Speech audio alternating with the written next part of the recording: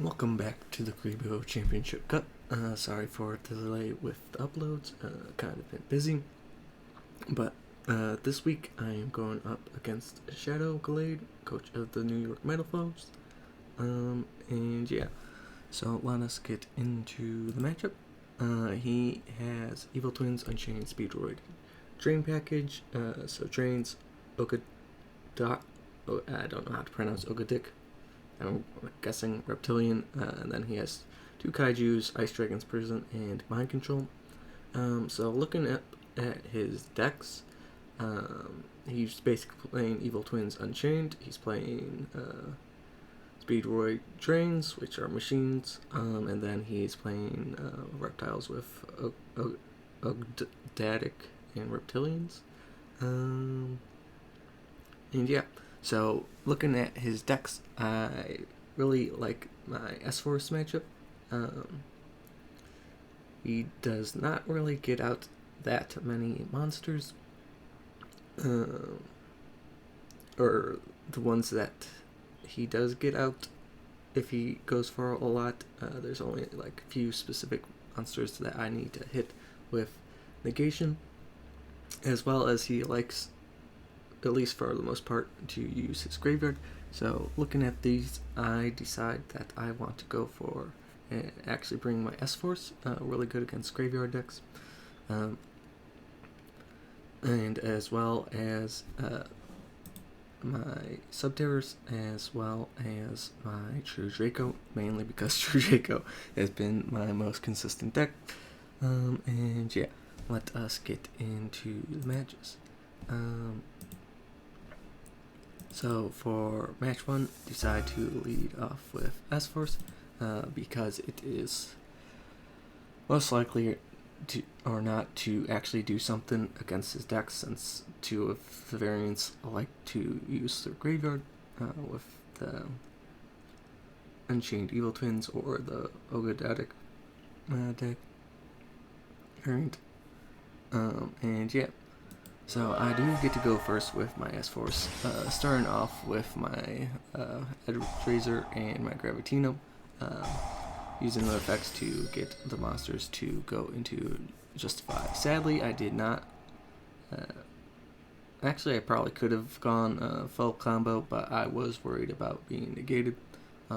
And with this setup, I still have Rappas for next turn if he does decide to Kaiju me. With my Justify.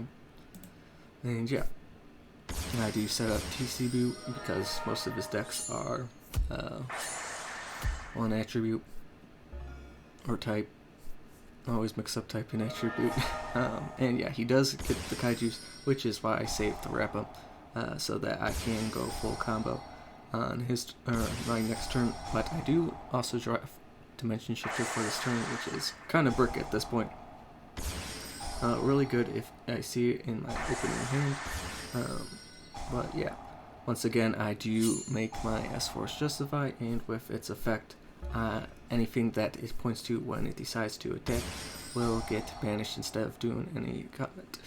But yeah, he once again has another Kaiju in hand, getting rid of my S-Force Justify. Here I set Rappa, kind of forgetting that I did have Retroactive in my grave, which I can substitute the effect for Rappa. Kind of messed up there, especially I was kind of frustrated that I drew a second D shifter. So yeah, big misplay there. But yeah, with him having no materials, no hand, but he top decks Luna, where I'm top decking D shifters, and at this point it's practically game over because I have horrible, as we can see, horrible top decking luck, and I drew Chase, which is useless without an S-Force monster on the field. Probably could have avoided this if I had remembered that Rappa could use the retroactives in the graveyard. I draw a TC Boot, and yeah, basically this is game, since he will have enough to knock me out. So going into game 2 of this match, I got rid of my D shifters, going for a more stable set with Reinforced Truth, replacing them so that I can search Rappa if I do not see it in my open hand, and I am more likely to be able to play on his turn. Which is really good with the Kaijus. If he gets rid of something on my field, I can still play and set up a pretty nasty board on his turn. Rappa for the Gravitino to get Platina to bring back the Gravitino, searching a Bridge Head to get the Retroactive to get the Justify.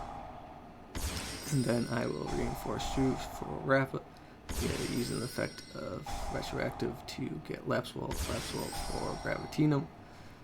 This way I have a bunch of monsters that he can't just one Kaiju, but he does start with the Kaiju Slumber in his hand, getting rid of all that board. Probably should have waited to see what he did before activating Reinforced Truth. But I wanted to make sure that if he did some kind of combo with monsters on the field, with his fiends going to the graveyard, that they can activate. But yeah, still have plays though. That's the good thing about S-Force. If you get off a good resource loop early, you can do very well. Unfortunately, he gets rid of my showdown, so I can't Rappa on his turn. And now it is kind of a grind game. Rappa once again for getting rid of S4's Truth for Laser to summon the Gravitino to once again search Retroactive so that I sadly Edge Laser goes with Justify. I kind of forgot that because usually their types do not overlap. And yeah, but luckily for me, he cannot destroy my Gravitinos because of Bridge Head if they're in the same column once per turn. I will set it to Defense Summon Rappa, which forces monsters to attack the same monster in column. I will, of course, Ash that Prison. And now it is kind of a grind game, waiting to see who can get something useful first. And yeah, I set up a 5-man board. At this point, I need Lapse Well to blow up the field. Or I could have drawn my one Oprafist. I'm running on because it does give me the ability to pop something if I am in a sticky situation. I could always search it and see it. Unfortunately, he did have the Escape Unchained to blow up my Justify once again, and that is GG. So first match of the week, I go 0-2. So going into game 2, I am going to be bringing my True Draco. Very good deck. Have yet to lose with it. And he is going to go with his Evil Twins. He did win the Rock, Paper, Scissors, so he of course wants to go first this time with Evil Twins, not being a Kaiju deck mainly, but I do start with Extra to start getting the search going, and a bunch of traps.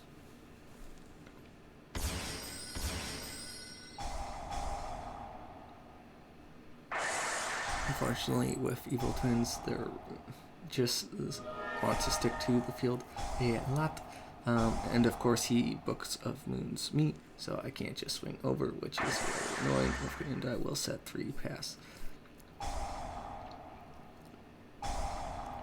He will pop my back home, but that allows me to pop his monster with my traps, because when they are destroyed, they get the pop stuff, which is really nice for follow-up plays. He does get Borlo Dragon, but with Shadow Imprisoned Mirror, it is not protected.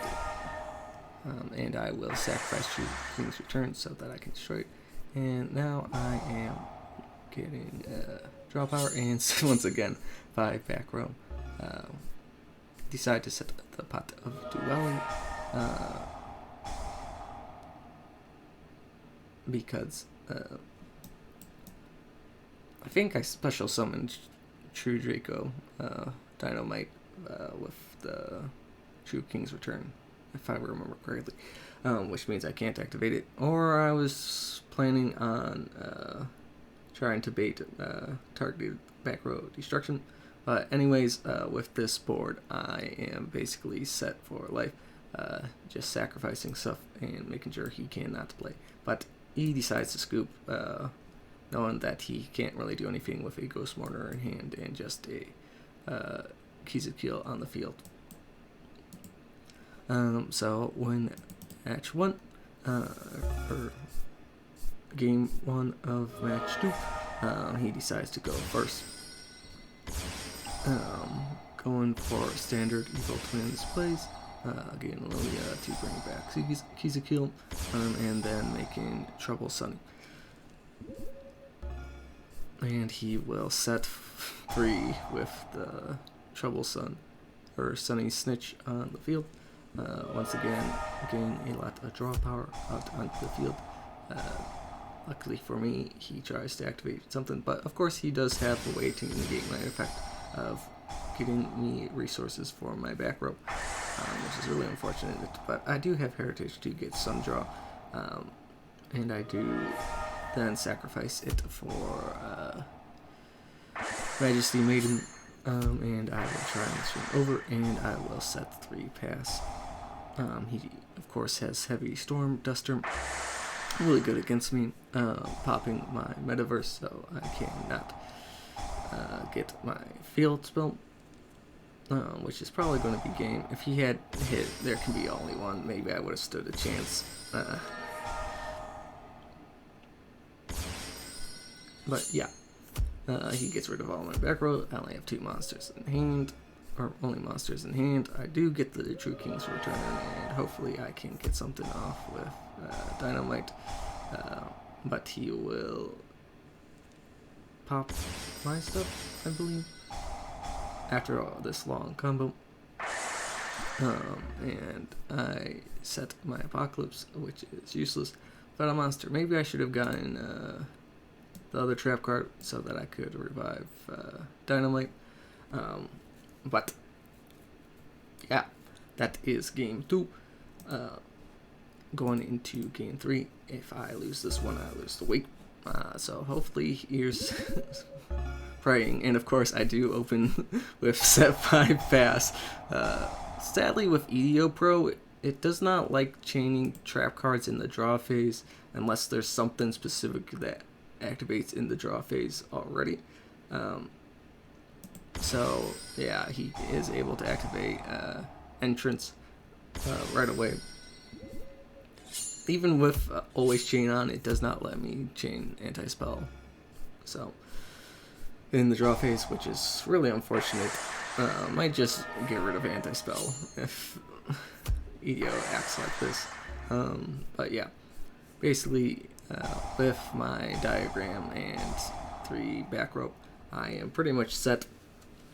But he does mind control me for his Blackbuster Soldier of Chaos. He does get the attack off. And I am going to draw I diagrammed the Maiden, once again forgetting that Heritage only draws if they were on the field. Luckily for me, he cannot destroy my monster since I do have Diagram, which does get protection. I will pop, this time, the Heritage on the field, so that I can actually get some draw power for my other Heritage in hand. And yeah, basically keep on recurring resources until I can set up a board where I can get rid of his Soldier of Chaos. He tries to nobleman my trap card, so I will just activate it, and since it's not face down, it does not get destroyed, lowering his attack, so now I can beat over it. At this point, he realizes he can't beat me. With only Soldier of Chaos being able to attack, it will not be able to destroy my Ignis. And yeah, saves us all the time since he has no resources, and this is practically game at this point. So I do win match 2, luckily for me. which means if I can win match 3, I will win this week. And of course, got to end off with Subterror, as he will be going for his drains. I do get to go first on this one with my Guru and Spell Fragrance and Book of Moon. I will set that, but of course he does open the Kaiju. And I will Book of Moon his monster, stopping him from seizing. And of course I top deck my Behemoth Strix. Only have one in this deck, but always seem to see it in my hand for some reason. He does have Kaiju Slumber though, as I try and re-establish my board. Really annoying, he has a really good going second engine against my going first decks. I do get the final battle, but with Moonlight Chill and Tricks and Unchained, this is basically game because of my own anti-spell. I cannot activate Hidden City to get my Guru. So I scoop. Maybe I could have tried to set Moonlight Chill and pass. See if that would have survived me a turn. Probably should have done that, but I was just frustrated at this point at my own misplayings. So once again, this time I actually decided to go second because I don't want to get blown out by Kaiju Slumber, or any Kaiju for that matter, with my Guru, and hopefully getting the extra draw will help. I will set There Can Be Only One and Final Battle with my Guru. He tries to, very long name, Rail Cannon me. He tries to attack. I Final Battle to try and buff its attack. He tries to cannon me to stop it from being an effect. So then I will Fiendus to negate that effect, and then I will also set that and activate There Can Be Only One. Activating Ash Blossom from stop him from getting his draw. So he only has one card in hand now. I top deck of Duality. So then I can actually get resources, but I only see Book of Moon, which is okay, I guess. I will Guru for Archer. Archer to get rid of the monster, and then Final Battle to smack him really, really hard, and I will then set Book of Moon in case he decides to Kaiju me, Slumber me again. And he does do that, and of course I will Archer to set another Guru, and then in his battle phase I will Book of Moon his Jizuruku. Yeah, and at this point with Guru I can get another Archer, and this is practically game. And once again, look at that, I see Strix in hand. He tries to pop my Final Battle. So I will just activate to get the attack now, and then I will swing for a lot of damage and win this game. Going into game 3. This one's for all of the marbles. This time he actually chooses to go first, but he just sets Flying Pegasus. I activate extra, and he has Light of Intervention, which really screws up this deck. Seeing that, I accidentally make the biggest mistake of my life, setting 2 Books of Moons, since I cannot use them. That is 2 slots that I will never be able to use again. And yeah, not really good for me. I do get to set 2 Final Battles though, so if I do see something, I will now use Pot Extract to try and get me something useful, but still don't see one of my big Subterror monsters. I have to use There Can Be Only One to make sure that he can't get any more machines on the field. I kind of forgot if Final Battle's attack and defense worked both. Sort of in my mind I knew that it didn't work like that, where you could use both to buff it twice, but I was just making sure. Kind of nerves were kind of getting to me. Just decided to set Moonlight Chill. Basically it's a stall game since you can only have one machine on the field, and I had to top a Guru or a hidden city. And once again, I see Unchained and hand. Really, why is this thing sticking to my hand? I have 2 Book of Moons set. If I did not have it set, I could have used Extrav to dig deeper and possibly win this one. But sadly, that is not the case. I really messed up there. And yeah. Draw an Ash, but also summon in defense since can't set it with Light of Intervention. Just trying to stall. And I top deck system down, but with 2 Book of Moons, it means nothing. And this is practically a game, as he will then limit a removal to swing for a game. So I lost this week,